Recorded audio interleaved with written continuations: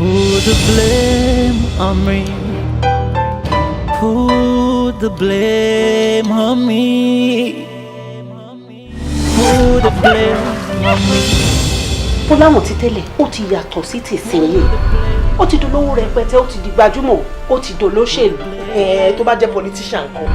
He can't be treating me anyhow because he's into politics. I am not into politics. And I don't want to be in politics. Wàá lẹ pósítà, wàá ṣe bánà. Mi ò sọ fún ẹ pé mo fẹ́ ṣe politics. Ọ̀hún wa in support of it. Sorry, ṣé game ni àbí game kan? Game ni ìwọ ló máa win. Èmi mọ̀ bá second chance wọ ẹ̀yọ kan tí mo ẹ̀ jẹ́ kí n lóko bá ṣe.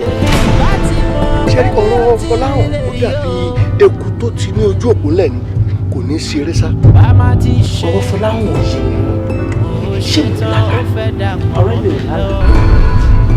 Reality ni gbogbo ohun tó ń ṣẹlẹ̀. Téèyàn bá ti ń ṣòṣèlú, wọ́n ní ọ̀dọ̀ wọn ni bó bá o bá wà, bó bá o lẹ́sẹ̀. Ọ̀gá ò tí ì di full-time politician.